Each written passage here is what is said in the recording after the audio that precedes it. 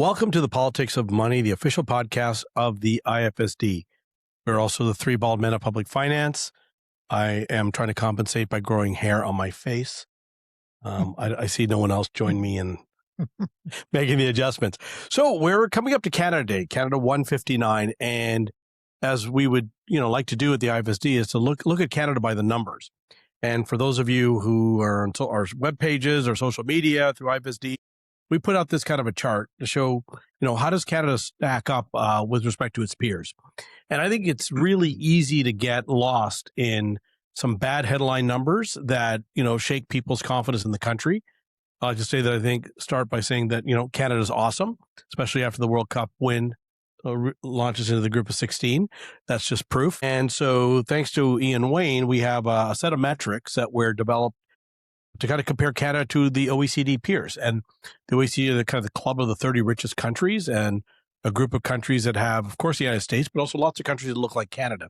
So a really good reference group to kind of compare how we're doing, a little bit North America, Europe, elsewhere, but kind of a good group for us to kind of say, all right, so where are we? How do these headline numbers that we see in the media and in Parliament, stack up with the reality of how Canada's really doing? So, as always, I have Kevin Page, President and CEO of the IFSD, and Mostafa Askari, Chief Economist of the IFSD, to help kind of unpack this for Canada 151. Kevin, that graphic that Ian helped put together, the headline numbers, what story did they tell you overall about Canada, how we're doing at 159? Well, happy birthday, everybody. 159, that is an accomplishment in its own right. I think the headline stories, I think we have lots to be proud of. It's kind of a bit of a mixed story. I think in terms of the stuff that really matters, the fundamentals, how do Canadians feel about their lives, about the economy, about our educational system, about our health system, about the labor market, some of those big fundamentals, we're in a good place and Canadians feel good about that in terms of life satisfaction and life expectancy, those big indicators. Though there's no question, I think Dr. Askari probably want to get into this as well, that we're in a difficult moment and we're showing resilience, but the economy is slow. Picking up Kevin's points, the Canada we have and the Canada we want depends on a solid economic foundation. And things, geopolitically are a little rough right now. So what does Canada have to do to make sure that we have that foundation for a prosperous, inclusive, successful Canada? This is not an easy question to answer because I there assumed are many factors involved in this. But I think one of the things that I think we have been looking at and we have been discussing is the fact that it takes a long time for us to build. And whatever the underlying reason for that is, that's a separate issue. But it is definitely the case that every project that we think about, it takes a long time. Some of it because of the rules and regulations, some of it because of the deals with the provinces and other organizations that we have to figure out. But at the end of the day, if we cannot build, if we cannot overcome those obstacles, then we are not going to be growing very fast or at the level that we would like to see. I think we all know, for example, that we need investment in Canada. And we also know that Canadian companies are sitting on a huge amount of cash and they're not investing. Why aren't they investing? I think there are uncertainties. There are issues in terms of what they can get done quickly. And certainly the uncertainty that exists right now because of the issues in the US and globally, those will affect their decisions. But also we have issues internally as to whether those kind of investment will actually lead to something fruitful for the companies quickly that they can. I have a question for Sahir. Okay, Sahir, your parents came from another country. Yes, and they came here. They built. They raised their family. Mostafa came from another country. My grandparents came from another country. Like, how do you, from that perspective, how, your dad has left us, but how would your dad feel about number 159 and his decision to come to Canada? I think my parents came from India, actually met in the United States, spent a decade there, and then made a bet to come to Canada, this young country, really getting going in the early 60s after spending the 50s in the United States. I think he'd be incredibly proud of what Canada's achieved as a country. I think that he's a capitalist. He believed in capitalism, a way to allocate resources efficiently. But he also believed in balance, that you had to have a country that had social peace, where opportunity was also matched with mobility, that you had a chance to succeed no matter where you were born, what condition you were born. So that equality of opportunity, I think, is part of the metrics that we should think about. And I think that way, for both of my parents, it was really important that, whether it was education and I mean, university, skilled trades, whatever these might be, that everybody has that shot to compete. And so if you believe in that, you see Canada as a platform, and you'll invest. You'll invest your family, you'll invest your money, your time, because you're part of the project. And I think that's kind of where we sit as an immigrant family, with a kind of an interesting perspective of having, half of us in the United States and my parents haven't come there, really believe in the Canadian project. And Mostafa, you came, and we were at graduate school together Mhm. 4.5 decades ago, and that's where I got to meet you. But you made a decision to come to Canada. How do you feel about Well, my first decision to come to Canada was to go to school, get my PhD, but that was the initial decision. But we eventually decided to stay because of things that happened back in Iran at the time. And I got the opportunity to work and go to teach at the university and then work for the federal government. And I have never regretted those at all. And Kevin, your family left a village in Poland and a village in Ukraine. Yeah. Came to settle in a pretty harsh part of the province, Thunder Bay, Northern Ontario. Had to make their way. It wasn't easy. Yeah, they were very proud, though, to be here and wanting to contribute, I think, to the building of this country. I think they felt that they were able to do that. They gave me opportunities to get an education, to live the life that I got to live. And yeah, I think, and I guess that's part of our history too. 159, all the different generations that have come from other parts of the world to come to this great country and build it. But we're at this hinge moment. Maybe I'll ask Mostafa this, but somehow in the media we get all this reduced to, GDP per capita, right?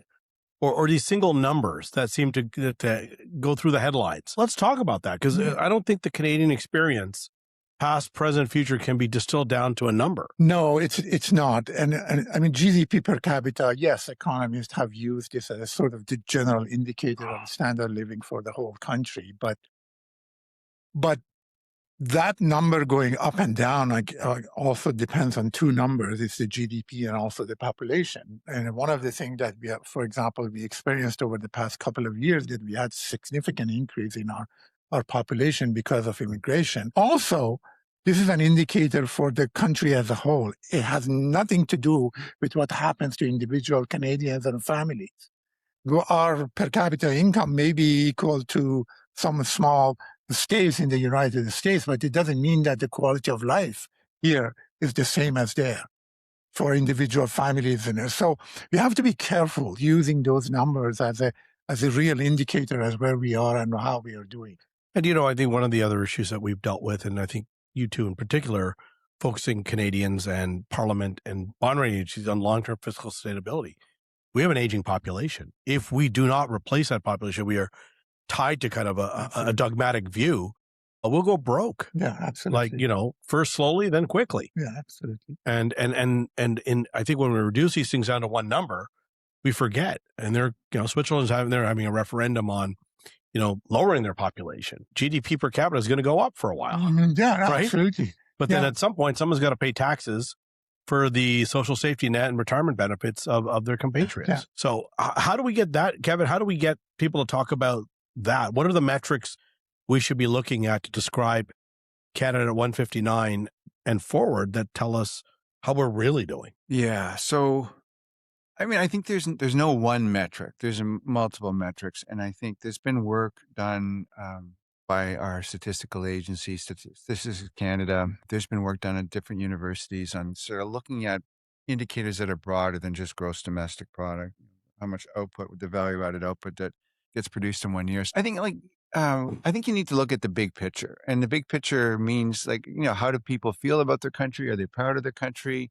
Are they able to, put food on the table? Do they have a roof over their head?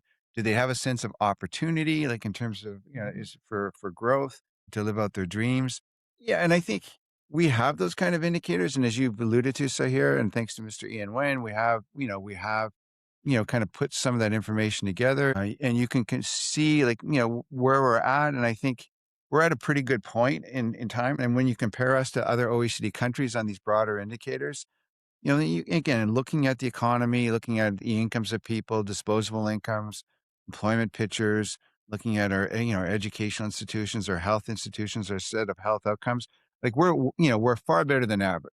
So we're in a good place, but again, no question, there's been some flatlining in the Okay. last few years, including some of the indicators that Dr. Scary talked about.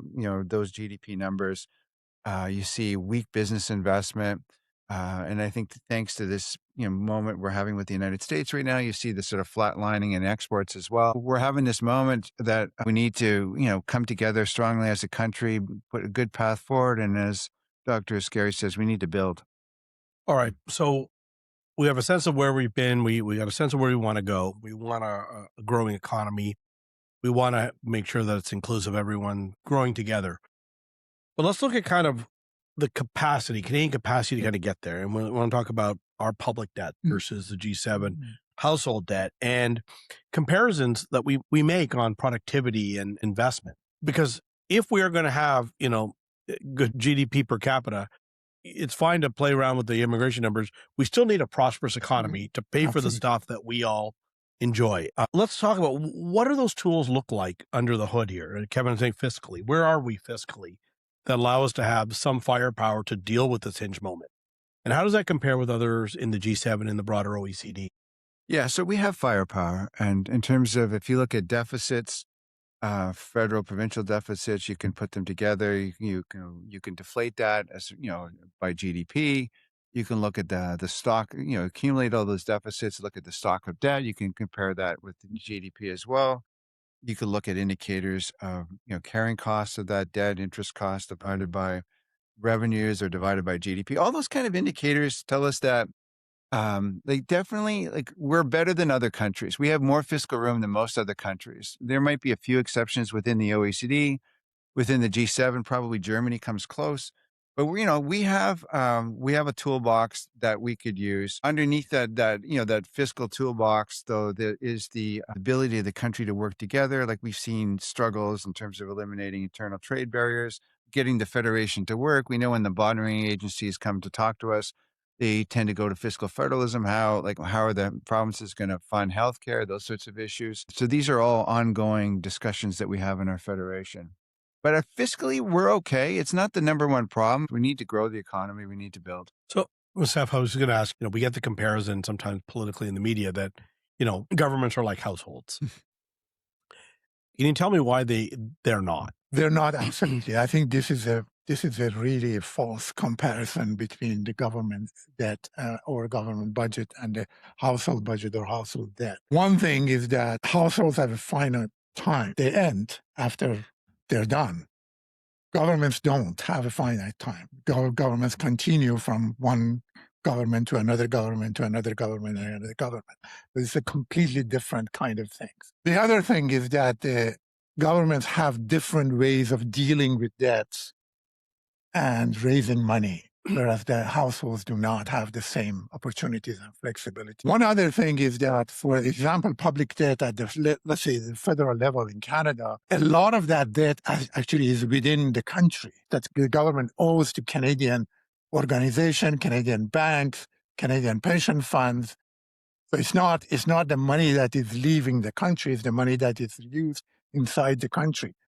So any interest on that debt is actually go to Canadian. Whereas the households, their debt is actually external to their operations. So it's a completely different thing. That analogy is always wrong. And I know politicians always use that, but it's really misleading. So this is a little bit of a challenge when we're trying to find out how we're doing as a country, is the effort to kind of simplify usually often ends up making things worse, right? So if we're kind of thinking about like, what does our toolbox look like to grow? So what are those real attributes that we have in Canada that allow us to be successful in a very competitive global economy? Yeah, so we have some strong assets. We have, and I think this would be internationally recognized, that we have strong democratic institutions. And so, when we watch American news in the evening to see what is going on, we see a weakening of American institutions. Whereas we don't struggle in that way right now. I think we have a strong Supreme Court. We have a strong Parliament that holds the government to account. We have, longstanding relationships between these different levels of government, provincial, municipal. We have a very vibrant civil society group. So I think those institutions are important. And we know, Sahir, Mustafa, when bond rating agencies come, they talk about institutions. They talk about Parliament. They talk about the Parliamentary Budget Office. And so or the Office of the Superintendent of Financial Institutions. They're working. And I think in addition to that, when you look at some of these numbers on like things that really matter in terms of we have a very intelligent population. We are nobody beats us when it comes to those basic scores on science and literacy when they're measuring, how our kids doing at schools. That is worth a lot. And having an educated population.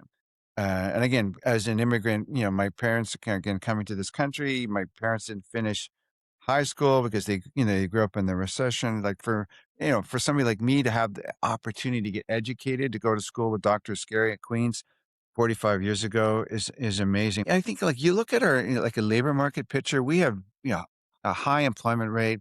We have strong labor force participation, particularly by females. That's really important. That is energy that, we have in our labor market to a degree that maybe doesn't exist in other countries. And I think we're healthy in this country in general. We have a long life expectancy, much higher than the OECD average, and people generally feel pretty good about their health. I mean, health is an issue because, as you noted, we have aging demographics, but on balance, we're pretty healthy. The guy who put together this Canada at 159 2 weekends ago rode his bike to Kingston and back. That's 50 kilometers. And then he still had time the 2 days before to put together this graphic. So that's an indicator, if you're looking for just information on the strength of our health outcomes. I get tired driving that length. Yeah, So it's a long drive. So, you get the Prime Minister and the Finance Minister and others kind of championing Canada as a place to invest. Great workforce, pretty good infrastructure, lots of natural attributes, strong institutions, good bond rating, effective institutions. That's great. And then we get a headline that Canada's in a technical recession. I technically have hair, but substantively, I'm as bald as you guys. So let's walk through it. Again, we get this word that takes on a life of its own for a week or two in the media.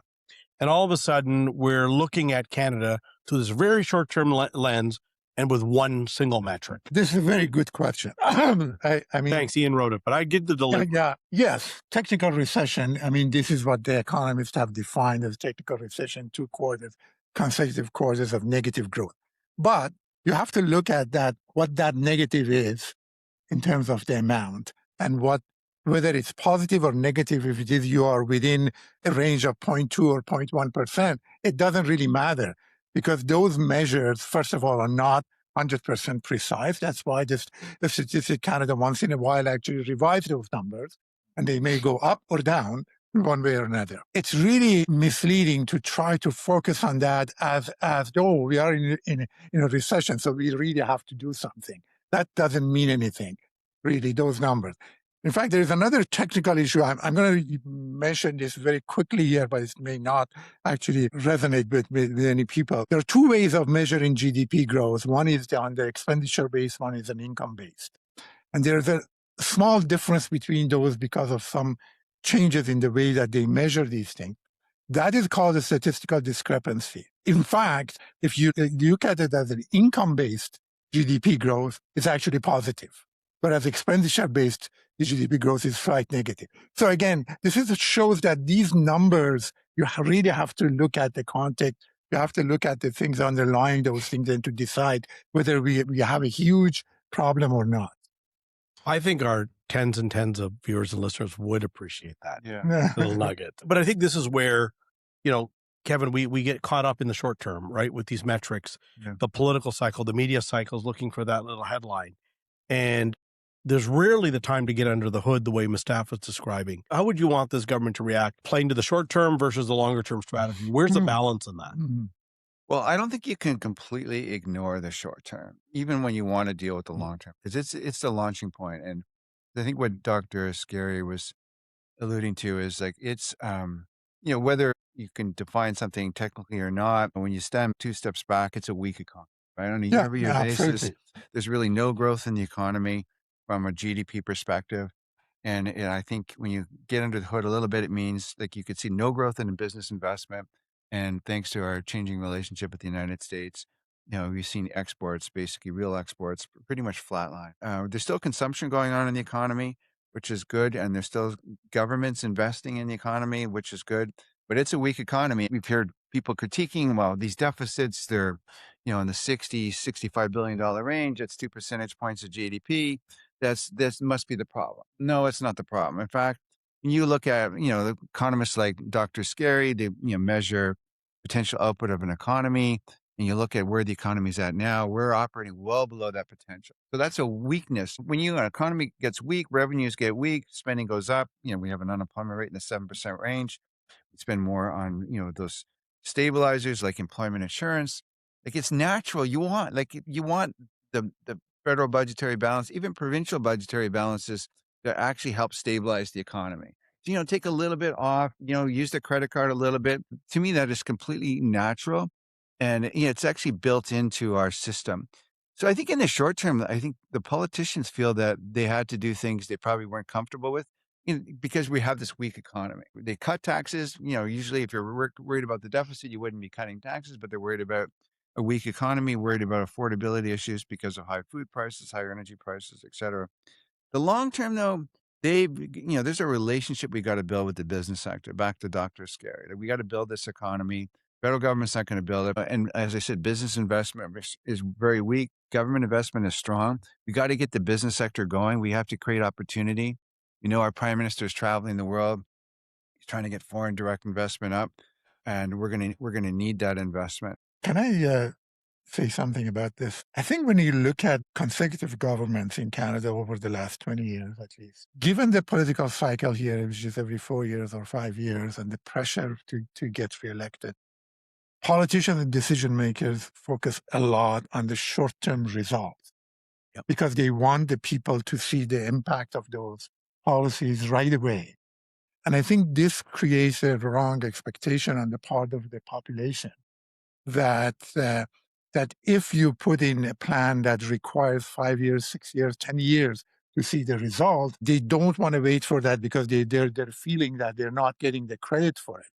Now, the current government, some of the plans that Mr. Carney has put in place, they require a lot of time to see the results. You got to do something to educate people that some of these long-term plans are necessary to increase growth over the long period of time. And you have to wait for it. You may not see the benefits right now. There may be some pressure right now, but you will see the results at the end. And that's the challenge. So this maybe leads into this discussion about trade-offs. Yeah. Every government comes in, it's got to make a series of trade-offs on policy. We saw, with Prime Minister Harper, there was a particular effort to, right-size the government, to maybe shrink the state, didn't get as involved in kind of social policy, prioritize, fiscal outcomes like getting to a balanced budget, less so on defense and things like that. But with the Trudeau government, we saw 10 years of an expanding state, social policy, wealth transfer, that kind of thing. We have this hinge moment. Prime Minister Carney gets and his team get elected, and we're back to a different agenda based on a different context. How do you balance off Canadians' expectations on things like their household priorities, like affordability, which you could argue that Prime Minister Trudeau actually really tried to tackle directly: child benefit, daycare, dental, pharmacare, on whatever extent those programs are. But that was a direct effort to try to address anxiety at the household level. How do you keep Canadians engaged and then talk about trade-offs where we need to now invest to close productivity gaps, to close output gaps that might actually now become long-term in nature? How do you do that? And Kevin, is there a way to kind of thread the needle between these kind of seemingly competing outcomes that, that are restricted by how much money you can spend in a given year? So threading the needle, that's a good metaphor. I think that there's enormous pressure on the prime minister, on the cabinet to explain to Canadians the context that we're living in. I think we had an election a little over a year ago. That was a big part of the election. I think Canada was facing Trump 2.0, but also facing a world where there was a war in Europe, and now we have a war in the Middle East. And so the world is getting even more complicated. We have like major disruptions within the NATO community. So I think, there's that enormous communications pressure on the government to talk about this. I think like the prime minister is trying. I think he's got good polling numbers. So maybe to some degree, people are buying into it. And we'll find out just how patient people will be in terms of waiting for the results, right? In terms of like Mostafa talk about, the length of time. We also have to remember a large portion of federal government budget and spending is allocated to transfers to people, transfer to person. 22% of government program spending is for the old age security and child benefits. That's 22% of total federal government annual spend. This is not a small amount of transfer. This is just these two programs. There are many other programs as well, but these two major programs provide a significant amount of transfer to people. And most of that actually goes to people who are at the lower income levels, because these are income tested programs. So we cannot forget that there is already a lot of money being spent on those things. Now, it may not be enough. People still have issues with affordability, with higher prices, but we do have significant amount of help in our budget. And I take it, Mostafa, then as we talk about trade-offs, part of the difficulty is you're going to then ask Canadians, what would you do less of to enable, a more productive economy, a larger defense capability? Because we are at a size of government right now where we are, fiscally sustainable, but just marginally so. So the room to kind of expand the size of the state really isn't there. To deal with challenges, current and future, it means we are talking about really difficult trade-offs. And is that one of the reasons why the conversation is so difficult in Canada? Well, it is. It is a difficult trade-off, no doubt. No doubt. Either you have to raise taxes for the governments to have this capacity to provide more for people, but that by itself is going to affect growth and it affects the future in investment in the country. So that balance is difficult. I'm not saying that it isn't easy for any government. That's extremely difficult. We're at a moment in my lifetime anyways, where I think that the need to build national security is moving to the top of the agenda, certainly for our political leaders. I don't know if the public are there yet. I don't know if the public can appreciate what it's like to go from a military that was often at the 1 percentage point of GDP, and we're a little bit more than a $3 trillion economy, to go to something that would be like 3.5%, three times plus, just on core military. And then they talk about, dual use infrastructure, another 1.5 percentage point of GDP, even 5%. And last week I was in Poland for a Ukraine recovery conference. And the one message I heard more often than not was like, if you want peace, prepare for war. It's an old Romanesque kind of terminology, but they're living it right now in terms of Ukraine, Poland, and certainly with the Swedes that were there, the Finnish that were there, Norwegians. They are all building up their spending. And so that is just, they're preparing. And they, you hear, President Putin's name a lot. Like, those are NATO countries. If there's a war, Canada's going to have to show up. We're going to have to get ready. And so it's going to be important for the government, for the executive to communicate to Canadians that there's some sacrifices coming. We have to build up our national defense. We got to do it in a really smart way, but it's a big structural shift for us in terms of our spending. You're absolutely right, but I think it's government's responsibility to actually communicate that in a way that people understand that and support that. Because a lot of people, you're right, they don't support this. Like, why are we increasing, billions and billions of dollars is spending on submarine? They don't really understand the benefit of that. But this also puts a lot of pressure, on military procurement and the nature of it. Like, it's something we spend a lot of time in the Parliamentary Budget Office looking at, right? Like, if you need to do this, which we're arguing we do, you also have to try to figure out a way to get jobs in Canada, the right jobs that we can sustain, which we also know makes that stuff more expensive because we just don't have that scale production. So this, I imagine this is part of the balancing act this government's going to have to do, not only to build up the capability in defense, but to keep Canadians on board to demonstrate that there's an interest. There's a reason why in the long run, Canada can stand up on its own 2 feet, can protect itself, is a sovereign, strong country.